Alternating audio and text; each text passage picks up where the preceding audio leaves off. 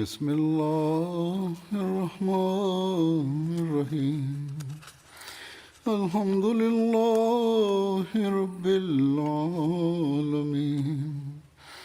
الرحمن الرحيم مالك يوم الدين إياك نعبد وإياك نستعين اهدنا الصراط المستقيم صراط الذين أنعمت عليهم غير المغضوب عليهم ولا الضالين. बदरी असहाब जंहिंजो ज़िक्र पहिरियां थी चुको आहे, इन्हनि जे हवाले सां किन ॻाल्हियुनि जो ज़िक्र रहिजी वियो हुयो जेको मां बयानु करे रहियो हुउसि। इन हवाले सां अॼु बि बयानु कंदुसि। जंहिंखां पोइ बदरी असहाबनि जे बारे में हीउ सिलसिलो या जेको मां बयानु करणु चाहियां पियो उहो ख़तमु थी वेंदो। हज़रत आमिर बिन रबिया जे बारे में लिखियलु आहे त संदन वालिद जो नालो रबिया बिन काब बिन मालिक बिन रबिया हो। हिननि खां कुझु रिवायतूं बि मिलनि थियूं। अब्दुल्ला बिन आमिर रबिया पंहिंजी वालदा हज़रत उम्मे अब्दुल्ला लैला बिनते अबू ख़ासमा खां रिवायत कनि था त हू बयानु कनि थियूं त असां हबशा ॾांहुं वञण वारा हुआसीं ऐं आमिर बिन रबिया असांजे कंहिं कम जे सिलसिले में किथे वियल हुआ जो हज़रत उमर जेके अञा शिरक जी हालति में हुआ उते अची निकिता ऐं मुंहिंजे साम्हूं बीह रहिया ऐं असांखे हिननि खां ॾाढियूं तकलीफ़ूं ऐं सख़्तियूं पहुतियूं हुयूं। हज़रत उमर मूंखे चयो, ऐं उम्मे अब्दुल्ला, छा रवानगी आहे? मूं चयो, हा। अलाह जो कसम, असां अलाह जी ज़मीन में वञूं था एसि ताईं जो अलाह असांजे लाइ कुशादगी पैदा करे छॾे। तव्हां माण्हुनि असांखे ॾाढियूं तकलीफ़ूं ॾिनियूं आहिनि ऐं असां ते ॾाढियूं सख़्तियूं कयूं आहिनि। इन ते हज़रत उमर उन्हनि खे चयो, अलाह तुंहिंजो निगहबान थिए। हू चवनि थियूं त मां उन ॾींहुं हज़रत उमर जे आवाज़ में उहा रिकत ॾिठी जेका पहिरियां कॾहिं बि न ॾिठी हुई। इन खां पोइ हज़रत उमर उतां हलिया विया ऐं उन्हनि खे असांजे वञणु ग़मगीन करे छॾियो हो। हू चवनि थियूं त एतिरे में हज़रत आमिर पंहिंजे कम खां फ़ारिग़ थी वापसि अची विया त मूं उन्हनि खे चयो, ऐं अबू अब्दुल्ला, छा तव्हां हाणे ई उमर ऐं उन्हनि जी रिकत ऐं ॾुख खे ॾिठो? ॿुधायो हूंदो उन्हनि। हज़रत आमिर जवाबु ॾिनो त छा तूं उनजे मुस्लमान थियण जी ख़्वाहिशमंद आहीं? हू चवनि थियूं त मूं चयो, हा। इन ते हज़रत आमिर चयो त ख़ताब जो गॾु मुस्लमान थी सघे थो, पर उहो शख़्स जंहिंखे तूं हाणे ॾिठो आहे, माना त हज़रत उमर, उहो इस्लाम नथो क़बूले सघे। हज़रत लैला चवनि थियूं त हज़रत आमिर हीअ ॻाल्हि उन नाउमीदी जे करे चई हुई जेका उन्हनि खे हज़रत उमर जे इस्लाम जी मुखालफ़त ऐं सख़्ती जे करे पैदा थी वई हुई।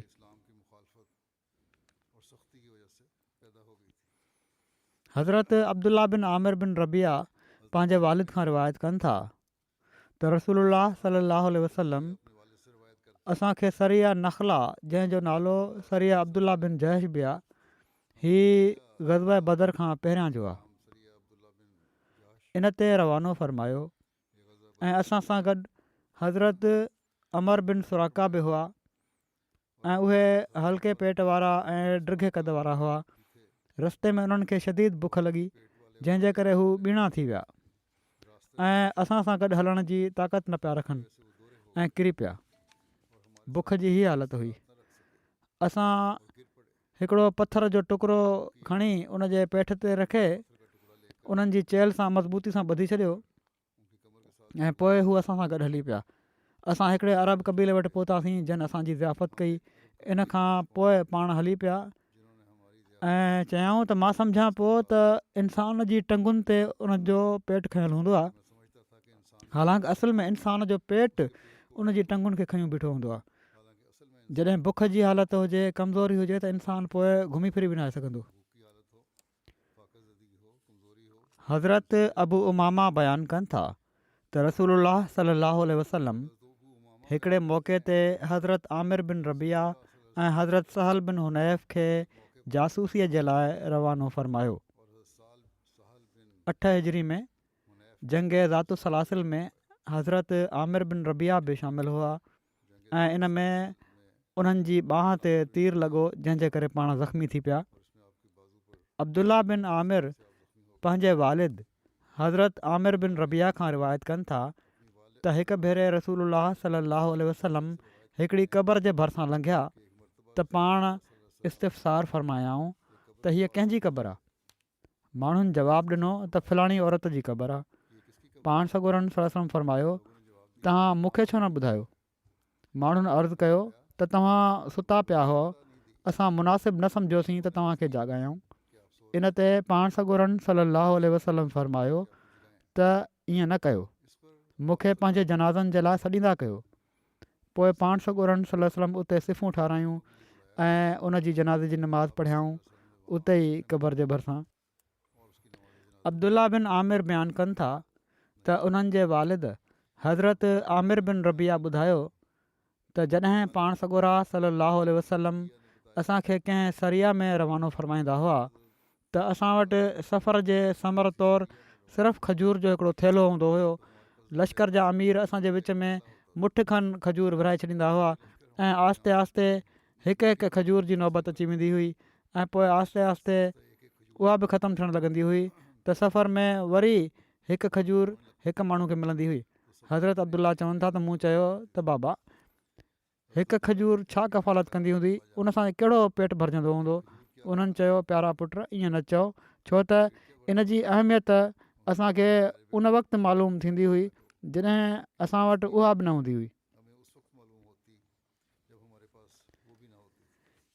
हीअ जेको बुखायल हुजे उनखां पुछो त छा अहमियत आहे हिकिड़ी खजूर जी बि। जॾहिं हज़रत उमर पंहिंजी ख़िलाफ़त जे दौर में ख़ैबर जे इलाइक़े मां यहूदियुनि खे कढी छॾियो त वादीअ कुरा जूं ज़मीनूं पाण जिन माण्हुनि में विरहायाऊं उन्हनि में हज़रत आमिर बिन रबिया बि हुआ। हज़रत उमर जॾहिं जाबिया विया, हीअ दिमिश्क जे मुज़ाफ़ात जी हिकिड़ी वसी आहे, त हज़रत आमिर उन्हनि सां गॾु हुआ।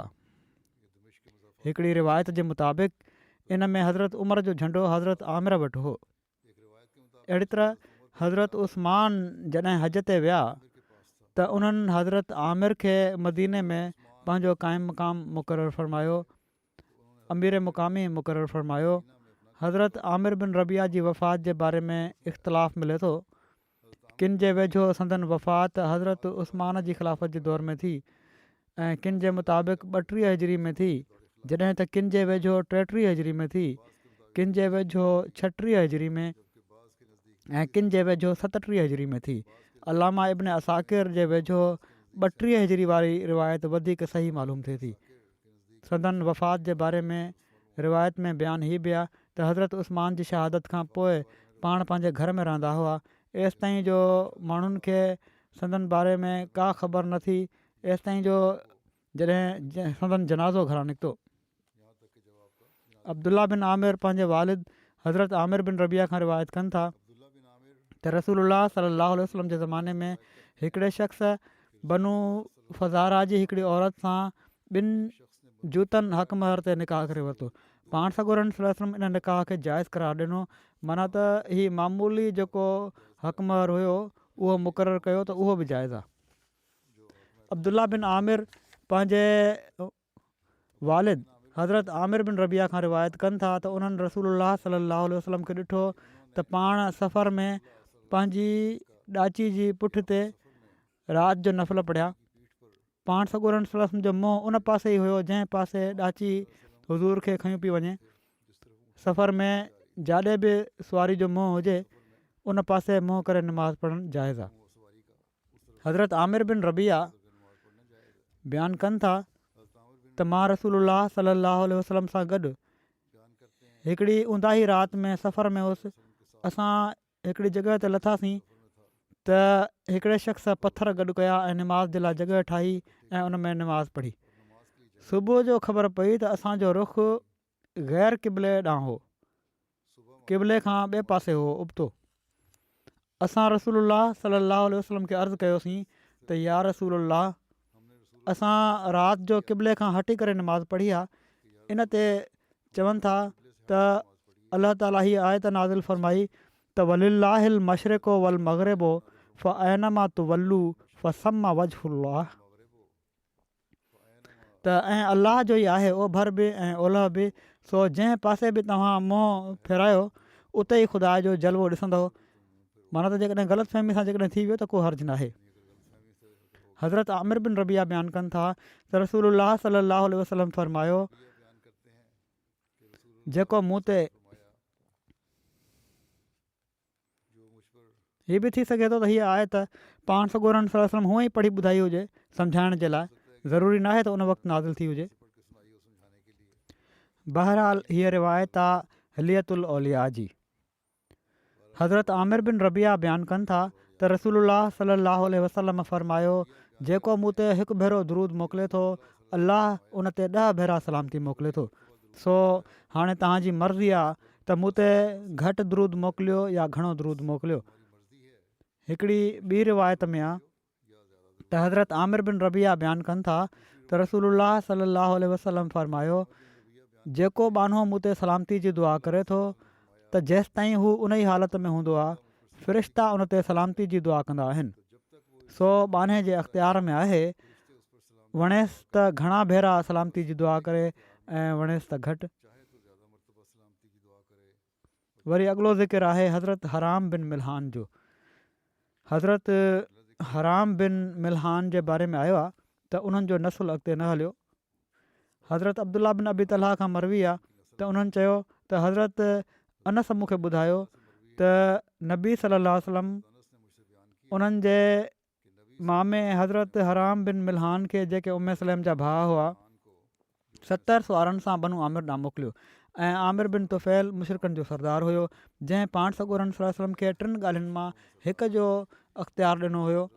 उन चयो हुयो त कस्बनि जा माण्हू तव्हांजा हूंदा ऐं ॻोठाणा मुंहिंजा, या ही त मां तव्हांजी वफ़ात खां पोइ तव्हांजो जानशीन थींदुसि, न त मां 2000 गतफ़ान जे माण्हुनि खे वठी तव्हां ते हमिलो करे छॾींदुसि। त आमिर कंहिं औरत जे घर ताउन में मुब्तला थियो, चवणु लॻो त हीअ उहे ई ॻोढ़ियुनि जी बीमारी आहे जेका आले सलूल जी हिकिड़ी औरत जे घर में जवान उठ खे थी हुई। मुंहिंजो घोड़ो आणियो, हू उन ते चढ़ियो ऐं पंहिंजे घोड़े जी पुठी ते ई मरी वियो। हीअ आख़िरी उनजे अंजाम जे बारे में उन्हनि शुरू में ज़िक्र करे छॾियो। वरी रिवायत में हीअ आहे त उनजे कबीले जो बि ज़िक्र आहे, उनजो बि त हज़रत उम्मे सुलैम जा भाउ हज़रत हराम बिन मिल्हान हिकिड़े मंडे माण्हू ऐं हिकिड़े ॿिए माण्हू खे, जेको फलाणे कबीले मां हुयो, पाण सां साण वठी बनू आमिर वटि विया। हराम उन्हनि ॿिन्ही खे चयो, तव्हां वेझो ई रहिजो, मां हिननि वटि वञा थो। जेकॾहिं हिननि मूंखे अमुन ॾिनो त तव्हां अची वञिजो, ऐं जेकॾहिं मूंखे क़तलु करे छॾियाऊं त तव्हां पंहिंजे साथियुनि वटि वञी उन्हनि खे ॿुधाइजो। हज़रत हराम आमिर वटि वञी चयो त छा तूं मूंखे अमुन ॾिए थो त रसूलुल्लाह सल्लल्लाहु अलैहि वसल्लम जो पैगाम पहुचाए छॾिजांइ। हीअ चई हू उन सां ॻाल्हियूं करणु लॻा। कबीले जे माण्हुनि हिकिड़े शख़्स खे इशारो कयो, हू हिननि जे पुठियां आयो ऐं हिननि खे निशानो ॿधी नेज़ो हयईं, जेको हिननि जे जिस्म मां आर पार थी वियो। हज़रत हराम रज़ियल्लाहु ताला अन्हु ज़ख़्मनि मां निकिरण वारो रतु पंहिंजे हथ में खयों ऐं पंहिंजे चहिरे ते मलींदे चयाऊं, अल्लाह अकबर, फ़ुज़्तु व रब्बिल काबा, अल्लाह अकबर, काबे जे रब जो कसम, मां पंहिंजी मुराद माणे वरिती। पोइ उहे माण्हू ॿिए माण्हू जे पुठियां हलिया ऐं उनखे मारे विधाऊं, ऐं पोइ बाक़ी कारियुनि ते वञी हमिलो करे छॾियाऊं ऐं सभई मारिजी विया, सवाइ उन मंडे माण्हू जे, जेको जबल जी चोटी ते हलियो वियो हुयो। अलाह असां ते उहा ॻाल्हि नाज़िल कई। पोइ इन जो ज़िक्र अज़कार मौक़ूफ़ थी वियो। माना त असां तरफ़ां असांजी क़ौम खे चई छॾियो त असां पंहिंजे रब सां वञी मिलिया आहियूं। हू असां सां ख़ुशि थियो ऐं असांखे ख़ुशि करे छॾियईं। तॾहिं नबी करीम सल्लल्लाहु अलैहि वसल्लम 30 ॾींहं हर सुबुह उन्हनि जे ख़िलाफ़ु दुआ कंदा रहिया। माना त रेल ज़कवान बनु लहयान ऐं उसैया जे ख़िलाफ़ु जन अलाह ऐं उन जे रसूल सलाहु वसलम सां बग़ावत कई हुई। हीअ बुख़ारी जी रिवायत आहे।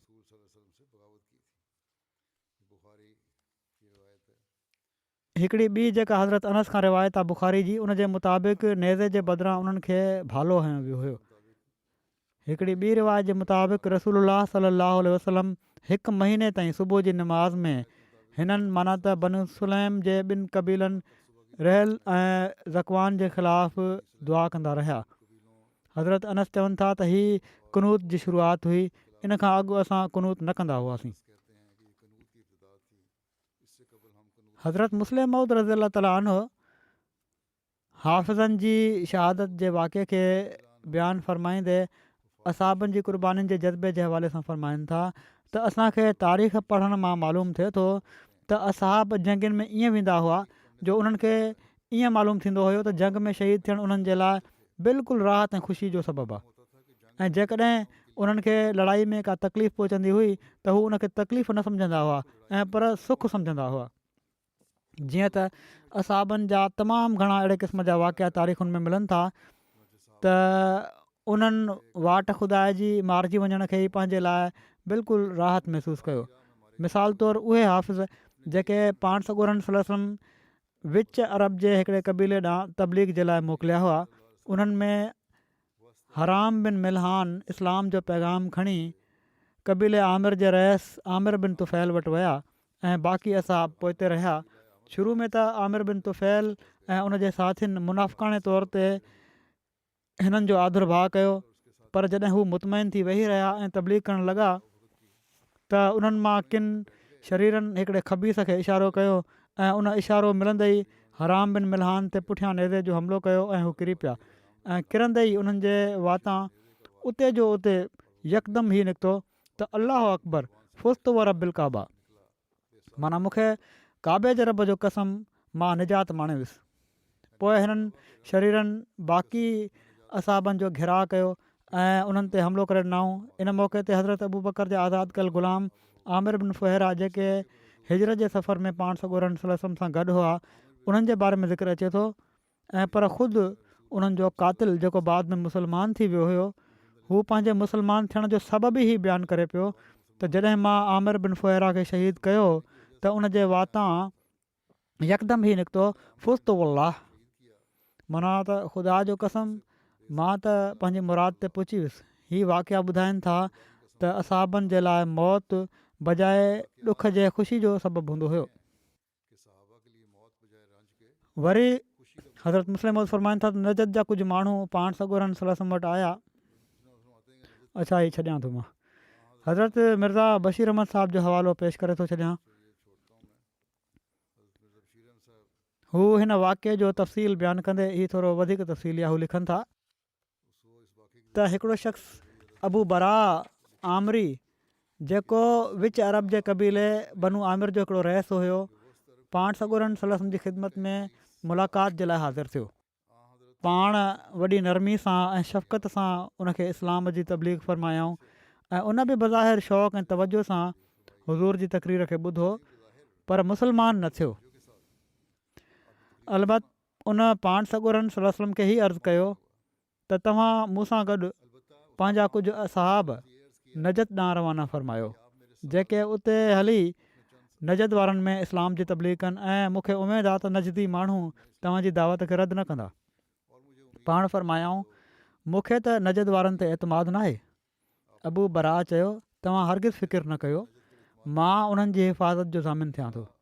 जीअं त अबू बरा हिकिड़े क़बीले जो रइस ऐं साहिब असर माण्हू हुयो, पाण उन जे इत्मिनान ॼाणाइण ते यकीन करे वरिताऊं ऐं असाबनि जी हिकिड़ी जमात नजद ॾांहुं रवानी फ़रमाए छॾियऊं। हीअ तारीख़ जी रिवायत आहे।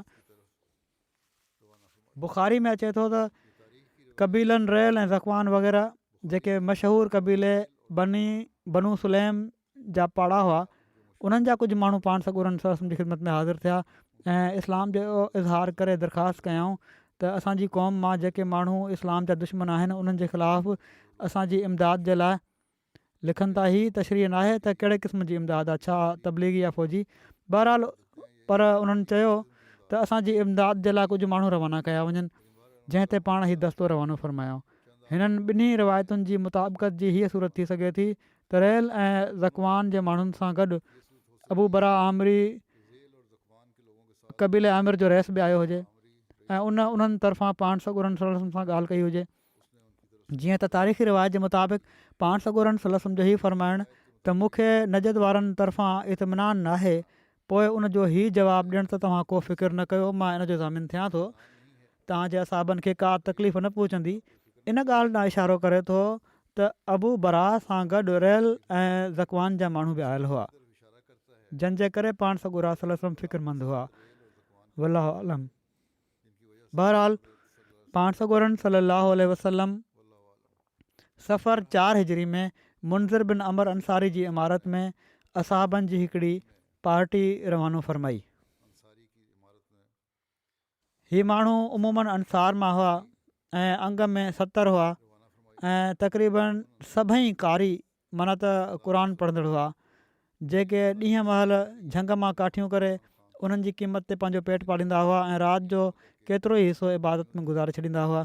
जॾहिं हीअ माण्हू उन जॻह ते पहुता जेका हिकिड़े खूह जे करे बेरे मऊना जे नाले सां मशहूरु हुई, त इन्हनि मां हिकिड़ा शख़्स हराम बिन मिल्हान जेके अनस बिन मालिक जा मामा हुआ, पाण सॻोरनि सलम तरफ़ां इस्लाम जी दावत जो पैगाम खणी क़बीले आमिर जे रहिस ऐं अबू बरा आमिरी जे भाइटे आमिर बिन तुफ़ैल वटि विया ऐं बाक़ी असाब पोइ हिते रहिया।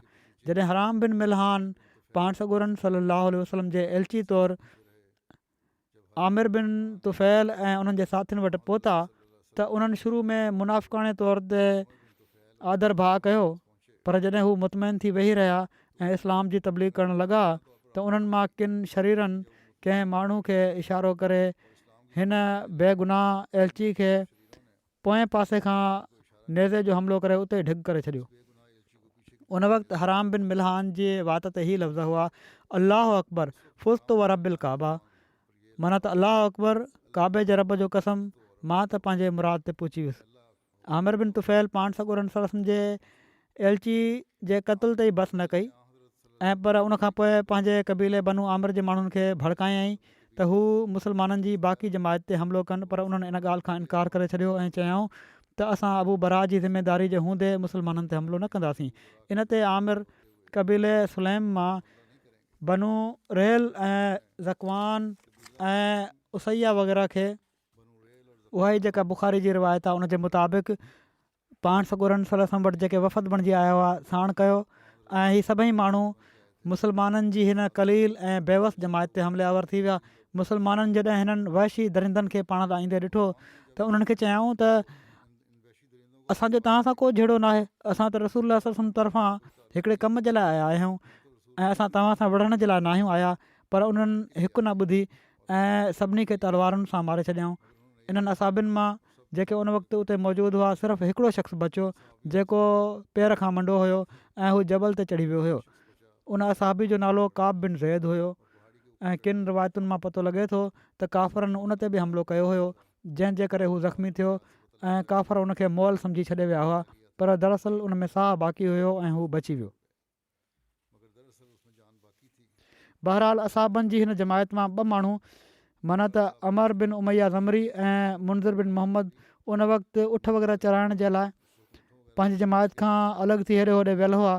उन्हनि परे खां पंहिंजे देर ॾांहुं नज़र विधी त छा था ॾिसनि त पखियुनि जा वलरनि जा वलर हवा में उॾंदा वतनि था।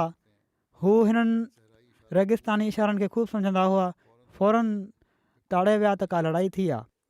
वापसि आया त ज़ालिम काफ़रनि जे क़त्ले आम जो कारनामो अखियुनि जे साम्हूं हुयो। परे खां ई नज़ारो ॾिसी उन्हनि फ़ौरन पाण में सलाह कई त हाणे असांखे छा करणु घुरिजे। हिकिड़े चयो त असांखे हितां फ़ौरन भॼी वञणु घुरिजे ऐं मदीने में पहुची पाण सॻोरनि सलम खे इतलाह ॾियणु घुरिजे, पर ॿिए इन राय खे क़बूल न कयो ऐं चयईं त मां त हिन हंधां भॼी न वेंदुसि जिथे असांजो अमीर मुंज़िर बिन अमर शहीद थियो आहे। जीअं त हू अॻिते वधी विढ़ियो ऐं शहीद थियो ऐं ॿिए खे जंहिंजो नालो अमर बिन उमैया ज़मरी हुयो काफ़रनि पकिड़े क़ैद करे वरितो ऐं ग़ालिबन उनखे बि क़तलु करे छॾिना। पर जॾहिं उन्हनि खे ख़बर पई त हीअ क़बीले मुज़िर जो आहे त आमिर बिन तुफ़ैल अरब जे दस्तूर जे मुताबिक़ उन जे निरड़ जा कुझु वार कटे उनखे आज़ादु करे छॾियो ऐं चयाईं त मुंहिंजी माउ जी क़बीले मुज़िर जे हिकिड़े ग़ुलाम खे आज़ादु करण जी बास बासियल आहे। मां तोखे उन जे बदिले में छॾियां थो। ॼण त उन्हनि 70 असाबनि मां सिर्फ़ु 2 शख़्स बचिया। हिकिड़ा इहे ई अमर बिन उमैया ज़मरी ऐं ॿिया काब बिन ज़ैद, जंहिंखे काफ़रनि मोल सम्झी छॾिनो हुयो। बैर मौना जे मौक़े ते शहीद थियण वारे असाबनि में हज़रत अबू बकर जा आज़ादु कयल ग़ुलाम ऐं इस्लाम जा पुराणा फ़िदाई आमिर बिन फ़ुहरा बि हुआ। उन्हनि खे हिकिड़े शख़्स जब्बार बिन सलमा क़तलु कयो हुयो। जब्बार बाद में मुस्लमान थी वियो ऐं हू पंहिंजे मुस्लमान थियण जो सबबु ई बयानु कंदो हुयो त जॾहिं मां आमिर बिन फ़ुहरा खे शहीद कयो त उन्हनि जे वातां बेअख़्तियार निकितो फुस्तो वल्लाह, माना त ख़ुदा जो कसम मां त पंहिंजी मुराद माणे वरिती। जब्बार चवनि था मां ही लफ़्ज़ ॿुधी ॾाढो मुताजिब थियुसि त मां त हिन शख़्स खे क़तलु कयो आहे ऐं हीउ चए पियो थो त मां मुराद माणे वियुसि। हीअ छा ॻाल्हि आहे? जीअं त मां बाद में माण्हुनि खां हिन जो सबबु पुछियो त मूंखे मालूम थियो त मुस्लमान वाट खुदा जी सुर ॾियण खे सभिनी खां वॾी कामयाबी सम्झंदा आहिनि ऐं इन ॻाल्हि जो मुंहिंजी तबियत ते अहिड़ो असरु थियो जो आख़िर इन ई असर हेठि मां मुस्लमान थी वियुसि। पाण सॻोरन सल्लल्लाहु अलैहि वसल्लम ऐं संदन असाबनि खे रजी ऐं बैर मौना वारे वाक़े जो इतला तक़रीबन हिकु ई वक़्त में मिलियो ऐं हुज़ूर खे इन जो सख़्तु सदमो थियो। एसि ताईं जो रिवायतुनि में बयानु थियो आहे त अहिड़ो सदमो न इन खां पहिरियां हुज़ूर खे कॾहिं थियो हुयो ऐं न बाद में कॾहिं थियो। वाक़ई तक़रीबन 80 असाबनि खे अहिड़ी तरह धोखे सां मारे छॾणु ऐं असाबी बि उहे जेके अक्सर क़ुर जा हाफ़िज़ उन्हनि मां हुआ ऐं हिकिड़े ग़रीब ऐं सादड़े तबिके सां तालुक़ु रखंदा हुआ। अरब जे वहशियाणे रस्म रवाज खे मद्देनज़र रखंदे बि को मामूली वाक़ियो न हुयो ऐं ख़ुदि पाण सॻोरन सल्लल्लाहु अलैहि वसल्लम जे लाइ त हीअ ख़बर ॼण त 80 पुटनि जी वफ़ात जे ख़बर जे मुतरादिफ़ हुई ऐं पर इन खां बि वधीक करे छो त हिकिड़े रूहानी इंसान जे लाइ रूहानी रिश्तो यकीनन उन खां तमामु घणो अज़ीज़ हूंदो आहे जेतिरो जो हिकिड़े दुनियादार शख़्स खे दुनियावी रिश्तो अज़ीज़ हूंदो आहे जेतिरो। सो पाण सॻोरन सल्लल्लाहु अलैहि वसल्लम खे हिननि हादसनि जो ॾाढो सदमो थियो पर इस्लाम में हर सूरत में सब्र जो हुकुम आहे। पाण हीअ ख़बर ॿुधी इना लिल्लाह व इना इलैहि राजिऊन पढ़ियाऊं ऐं पोइ ही लफ़्ज़ फरमाईंदे ख़ामोश थी विया त हाज़ा अमलो अबी बरा वक़द कुंतु लिहाज़ा कारिहन मुतख़व्विफ़न, माना त हीअ अबू बरा जे कम जो समर आहे।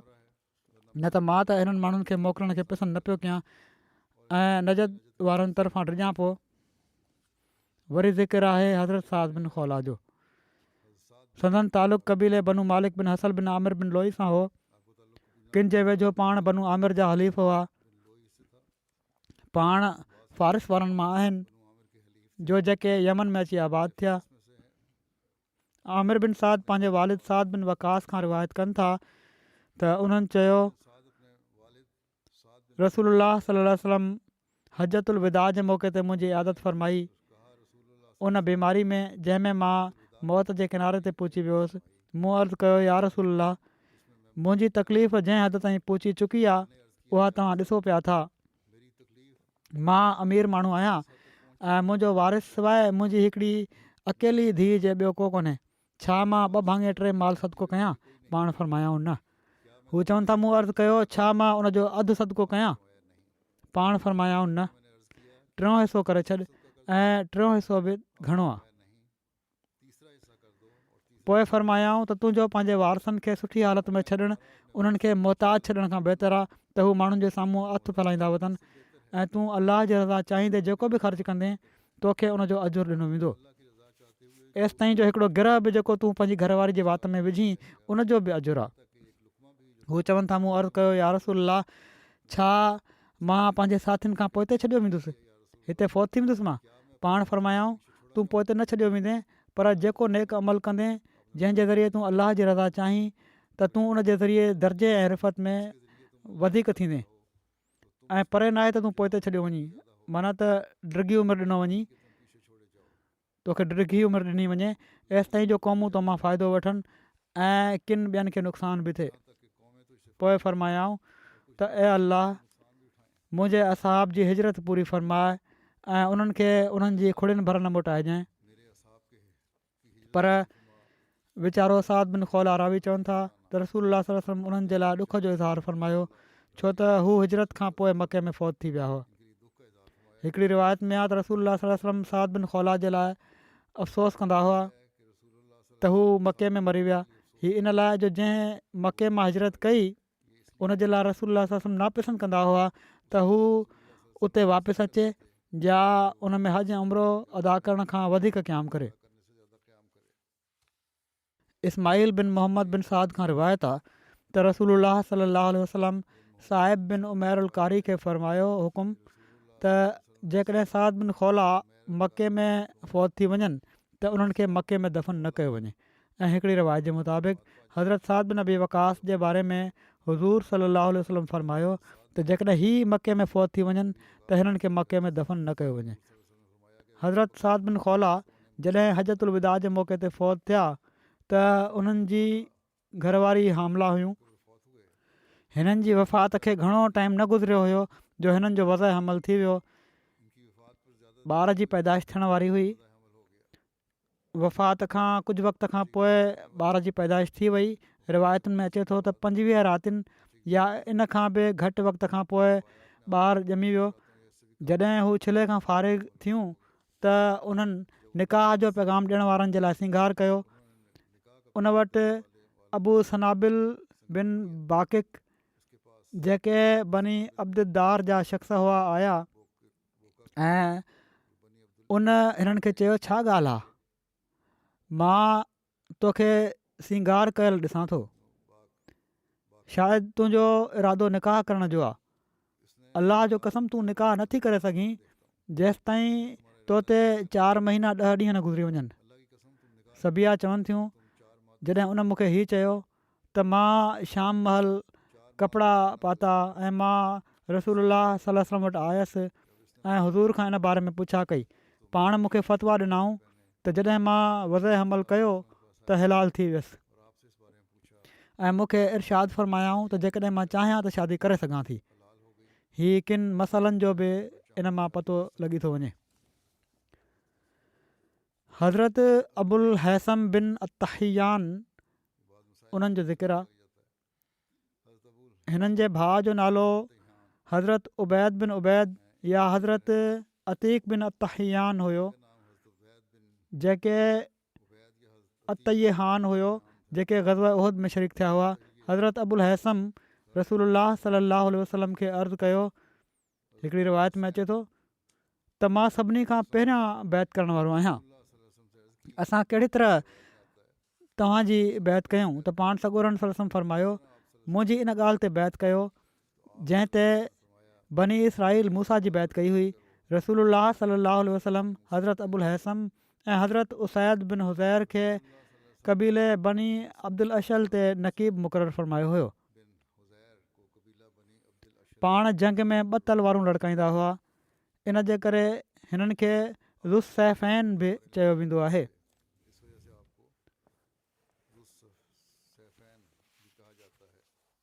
हज़रत मिर्ज़ा बशीर अहमद साहिबु लिखियो आहे त जंग सिफ़ीन में हज़रत अली पारां थी विढ़िया ऐं शहादत माणियाऊं। वरी ज़िक्र आहे हज़रत आसिम बिन साबित जो।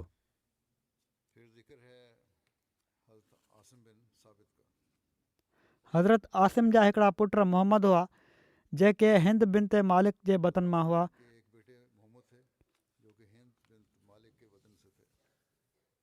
हज़रत इमाम राज़ी जंग उहद में जेके माण्हू पाण सॻोरनि सलसम जे वेझो हुआ, उन्हनि जे बारे में हिकिड़ी आयत जी तशरीह में हज़रत ख़लीफ़ा राबे बि बयानु कयो आहे त हज़रत इमाम राज़ी किन 14 माण्हुनि जे बारे में क़ती शाहिदी पेश कनि था।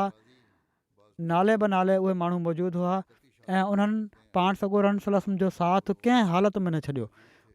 इन्हनि जे नालनि में जेके नाला दर्ज आहिनि उन्हनि में मुहाजिरनि मां हज़रत अबू बकर, हज़रत अली, शिया इहो ई चवनि था त सिर्फ़ु हज़रत अली हुआ, पर हिते हज़रत अबू बकर, हज़रत अली ऐं हज़रत अब्दुर्रहमान बिन औफ़, हज़रत साद बिन अबी वकास, हज़रत तलहा बिन उबैदुल्लाह ऐं हज़रत अबू उबैदा बिन अल जराह ऐं हज़रत ज़ुबैर बिन अवाम हुआ। अंसार मां ख़ुबाब बिन मुंज़िर, हज़रत अबू दुजाना, हज़रत आसिम बिन साबित, हज़रत हारिस बिन सिमा आहिनि, शायदि हज़रत सहल बिन हुनैफ़ ऐं अहिड़ी तरह उसैद बिन हुज़ैर बि, हज़रत साद बिन मुआज़ वग़ैरह बि हुआ। हीअ बि ज़िक्र अचे थो त 8 उहे हुआ जन मौत ते कसम खयों हुयो ऐं 3 मुहाजिरनि मां हुआ ऐं 5 अंसार मां हुआ। ऐं हीअ अजीब ॻाल्हि आहे त उन वक़्तु छो त रसूलुल्लाह सल्लल्लाहु अलैहि वसल्लम खे पंहिंजे ख़ुदाम जी ज़रूरत हुई, इन लाइ 8 जा 8 जन मौत ते कसम खयों हुयो, उन्हनि मां हिकु बि शहीद न थियो। हीअ अलाह ताला जी उन्हनि जी ग़ैरमामूली तौर ते हिफ़ाज़त जो नज़ारो हुयो। वरी अॻिलो ज़िक्र आहे हज़रत सहल बिन हुनैफ़ अंसारी जो।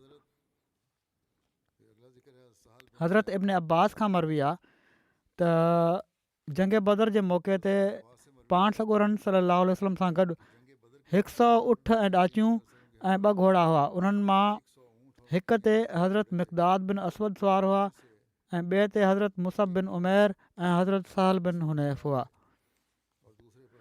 पाण सॻोरनि सल्लल्लाहु अलैहि वसल्लम जा असहाब रस्ते में उन्हनि ॾाचियुनि ते वारे वारे सां सुवार थियनि पिया। रसूलुल्लाह सल्लल्लाहु अलैहि वसल्लम, हज़रत अली ऐं हज़रत मरसद बिन अबी मरसद गनवी जेके हज़रत हमज़ा बिन अब्दुल मुतलिब जा हलीफ़ हुआ, हीअ सभई वारे वारे सां हिक ऊठ ते सुवार थियनि पिया। उहद में पाण सॻोरनि सल्लल्लाहु अलैहि वसल्लम जे वेझो रहण वारनि में हज़रत सहल बिन हुनैफ़ जो बि ज़िक्र मिले थो।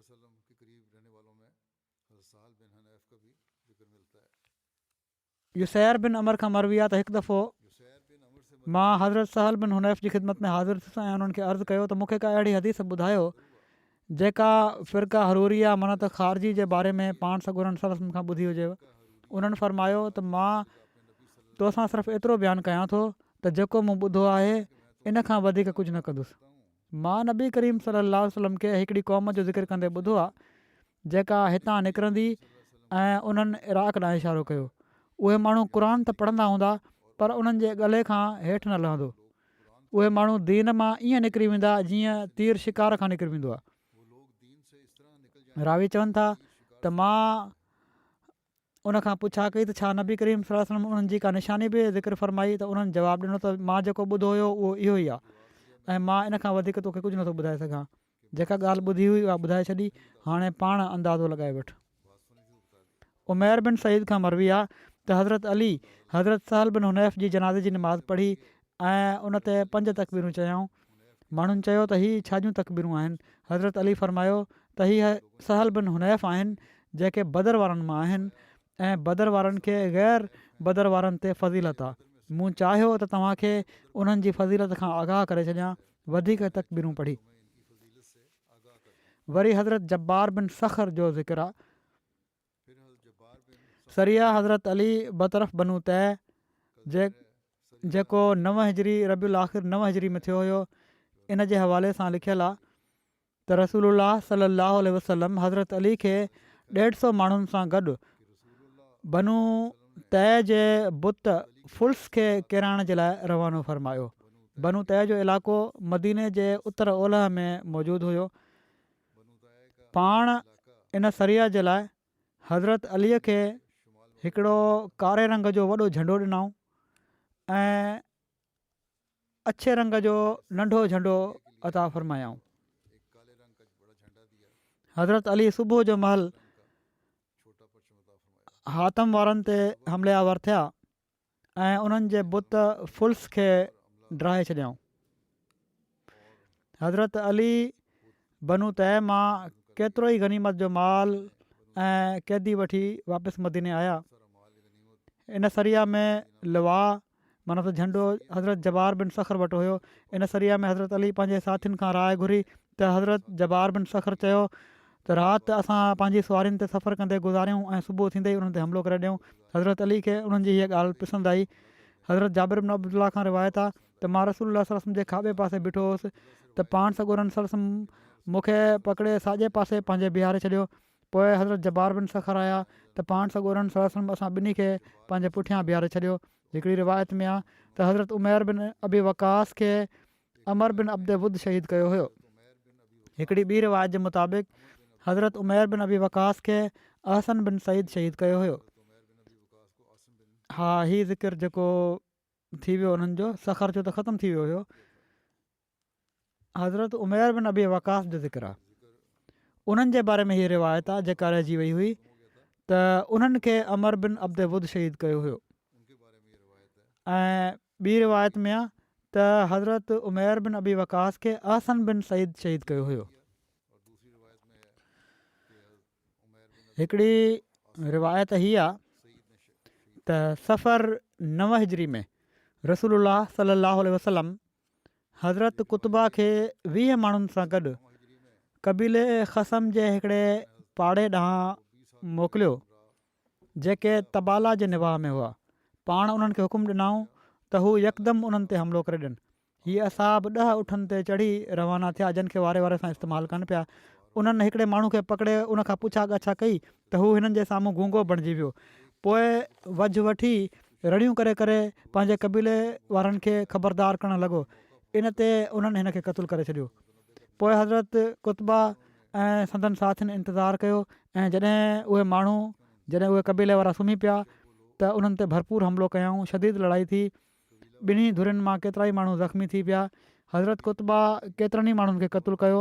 पोइ उन्हनि जा चौपाया ॿकरियूं ऐं औरतूं मदीने वठी आया।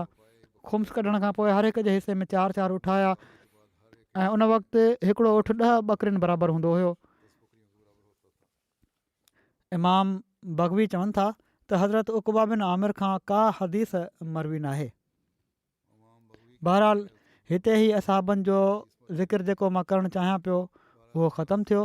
इन सां गॾु ई मां हिकु त हीअ आहे त पाकिस्तान जे अहमदनि जे लाइ दुआ जे लाइ चवणु चाहियां थो।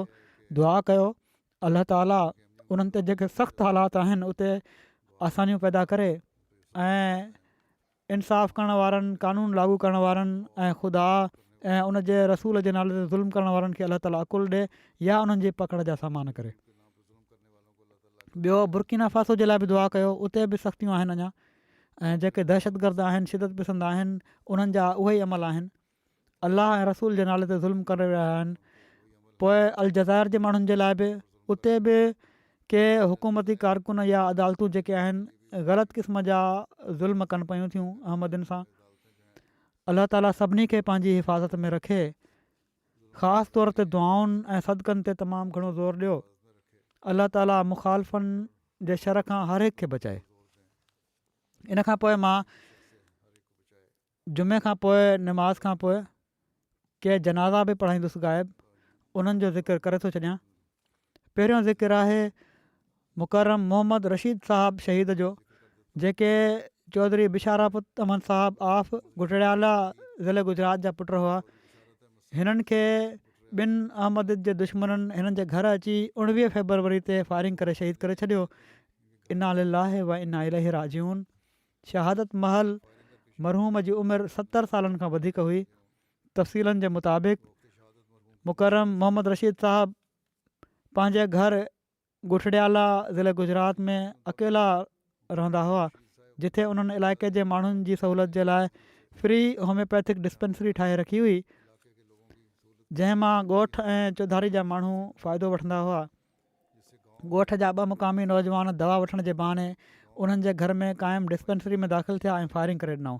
ॿुधायो वञे थो त गोली हलाइण वारो हमले आवर क़ुर जो हाफ़िज़ बि हुयो जंहिंजी हिकिड़ी गोली शहीद मरहूम जे निरड़ ते लॻी जंहिंसां मुकरम मोहम्मद रशीद साहब थॾे ते ई फ़ौत थी विया। वाक़े खां पोइ हमिलो कंदड़ भॼी विया। शहीद मरहूम जे हिकिड़े मुलाज़िम जे कुझु मिंटनि खां पोइ मौक़े ते पहुचण ते वाक़े जो इल्मु थियो।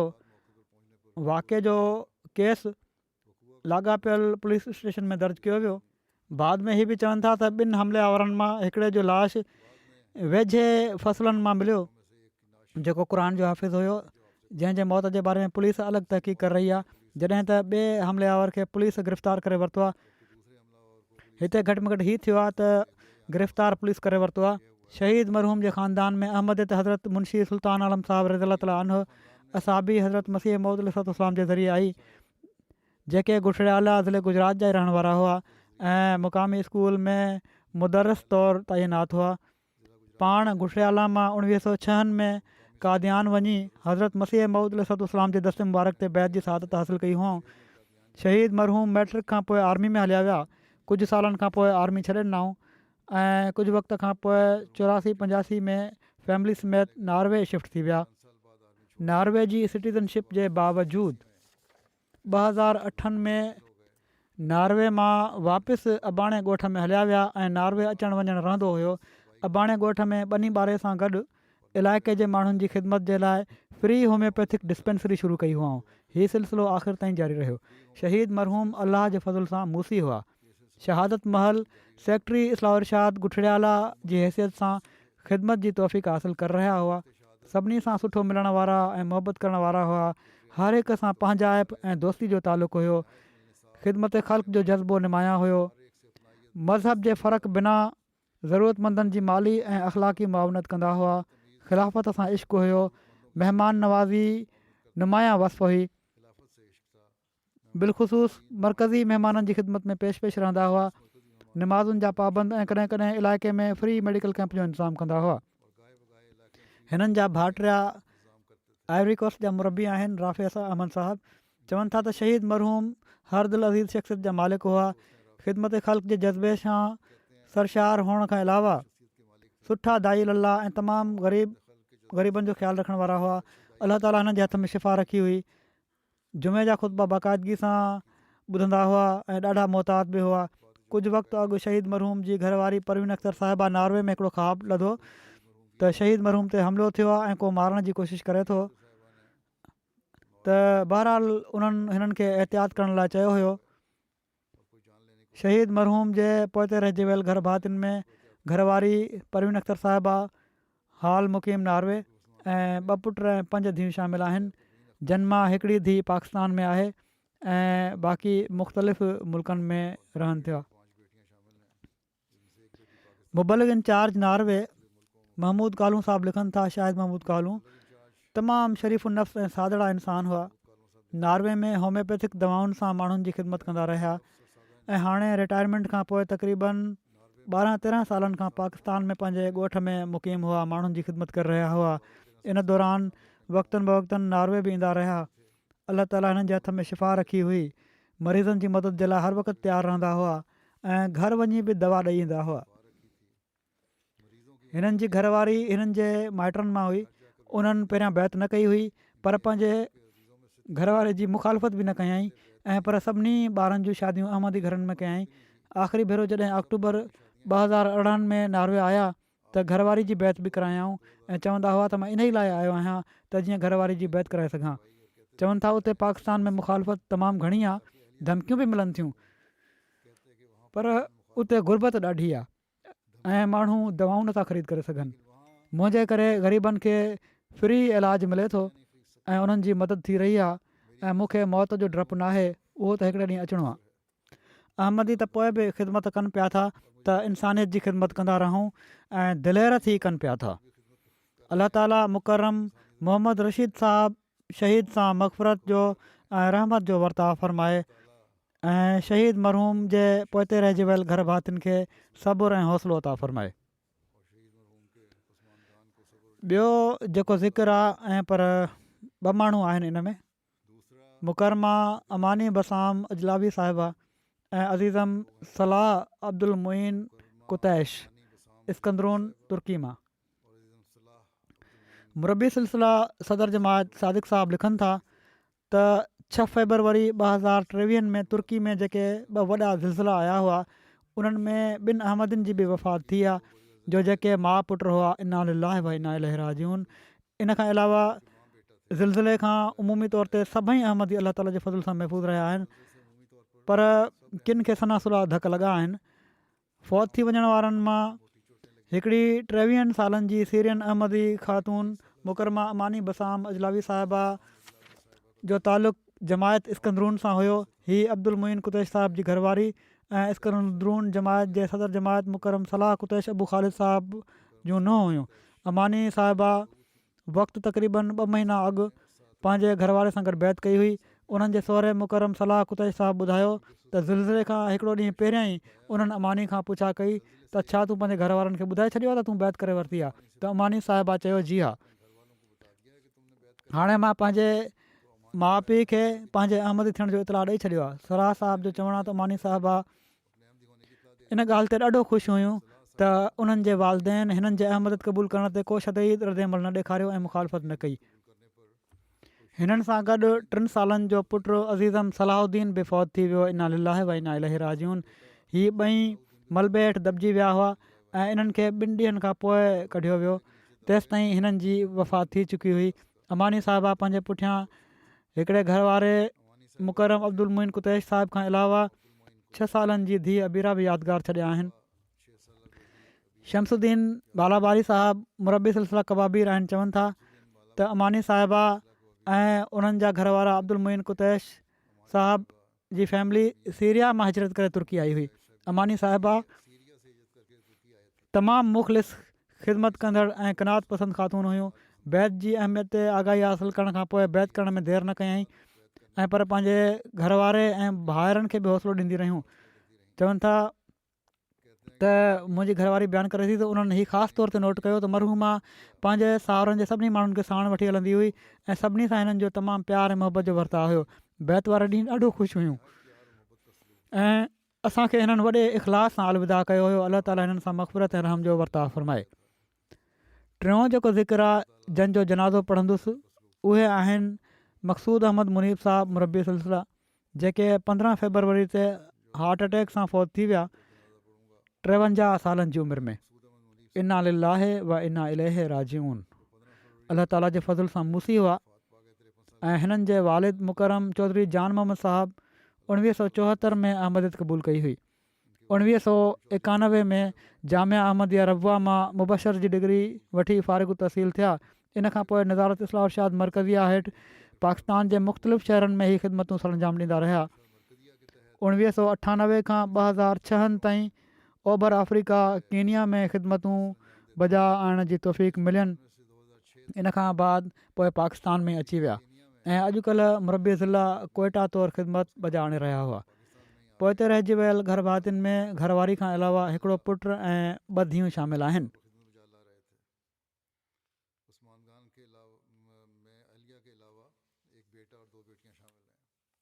नाज़िर इस्लाह इरशाद साहिब बि लिखियो आहे त तमामु मुख़लिस ऐं वफ़ा सां कमु करण वारा, वॾी महिनत सां कमु करण वारा मुरबी हुआ। मुरबी सिलसिला कोयटा अब्दुल वकील साहिबु लिखनि था त वाक़फ़ीन जो ॾाढो एतिराम करण वारा हुआ। मरहूम खे जंहिं ॻाल्हि जो इल्मु न हूंदो हुयो बिना हेबक मूंखां पुछी वठंदा हुआ। जॾहिं त ख़ाकसार उन्हनि खां उमिरि में काफ़ी नंढो हुयो। मरहूम हिकिड़ो वॾो वक़्तु कीनिया में गुज़ारियो ऐं हमेशह उन्हनि जी ॻाल्हियुनि में कीनिया जो ज़िक्र ज़रूरु हूंदो हुयो ऐं कीनिया जा माण्हू ॼण त उन्हनि जी दिलि में जाइ ठाहे विया हुआ। मरहूम अक्सर चवंदा हुआ त कीनिया जा माण्हू इख़लास में तमामु अॻिते आहिनि ऐं ॾाढी मुहबत करण वारा आहिनि। क़ाइद मजलिस आहिनि फ़रीद मुबारक साहिबु, उहे लिखनि था त तमामु नफ़ीस पाकबाज़ दीन जा फ़िदाई जमायत ख़ातिर पंहिंजो पाण खे क़ुर्बान करण वारा, ख़िलाफ़त सां तमामु घणी मुहबत करण वारा इंसान हुआ। चवनि था जॾहिं मूंखे ख़बर पई त तमामु सीनियर मुरबी जी हिते कोयटा में ट्रांसफ़र थी वई आहे त मां ॾाढो ख़ुशि थियुसि त कोयटा जी जमायत खे हिन जी ज़रूरत हुई। चवनि था पहिरीं मुलाक़ात में ई उन्हनि ख़ाकसार जी दिलि मोहे वरिती। जंहिं ॾींहुं उन्हनि कोयटा ज़िले जी मस्जिद में पहिरियों ख़ुतबो ॾिनो त हर ॿुधण वारे हिननि जी तारीफ़ कई। ॾाढा महिमान नवाज़ हुआ, हर हिकु खे पंहिंजे घर अचण जी दावत ॾींदा हुआ, भरपूर ख़िदमत कंदा हुआ। उन्हनि जे दिलि में जमायत जे लाइ जेको दर्दु हुयो उहो उन्हनि जी अखियुनि मां ज़ाहिर हुयो। जॾहिं तक़रीर कंदा हुआ त अहिड़ो जोश वलवलो उन्हनि जे अंदाज़ में हूंदो हुयो जो ॿुधण वारे जी अखियुनि मां ॻोढ़ा वही पवंदा हुआ। इजलासनि ऐं दौरनि में शामिलु थींदा हुआ ऐं हर मिलण वारे जी दिलि में जमायत जे लाइ फ़िक्र पैदा करण जी भरपूर कोशिशि कंदा हुआ। हिननि वटि जमायती इल्म जो बि तमामु घणो ख़ज़ानो हुयो। आजिज़ी एतिरे क़दुरु हुई जो अहिड़ो आजिज़ इंसानु चवनि था मां पंहिंजी सॼी ज़िंदगी में कॾहिं न आयो ॾिठो। पोइ चवनि था त गुज़िरियल जुमे जंहिंखां अॻिले ॾींहुं हिननि जी वफ़ात थी आहे, गुज़िरियल जुमे हिननि जे चहिरे ते हिकिड़ो अलॻि क़िस्म जो नूर हुयो। जॾहिं मुंहिंजी हिननि ते नज़र पई त मां नाज़िम उम्मी साहिब जे साम्हूं मुरबी साहिब सां इज़हार कयो त अॼु त हू ॾाढा ख़ूबसूरत लॻनि पिया था। असांखे हीअ ख़बर न हुई त हीअ हिननि जो आख़िरी जुमो आहे। इन खां पोइ हिननि जी वफ़ात थी वई। अलाह ताला हिननि सां मग़फ़िरत ऐं रहम जो वर्ताउ फ़रमाए, दर्जा बुलंद करे। हिननि सभिनी जा जनाज़ा इनशा अलाह हाणे ई पढ़ाईंदुसि।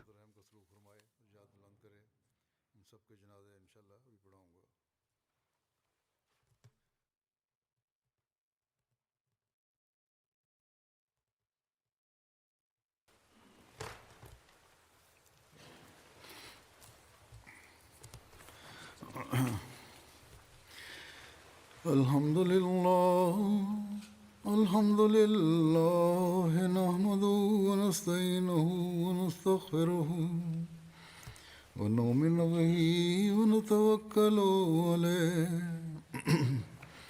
ونعوذ بالله من شرور أنفسنا ومن سيئات أعمالنا من يهده الله فلا مضل له ومن يضلل فلا هادي له ونشهد أن لا إله إلا الله ونشهد أن محمدا عبده ورسوله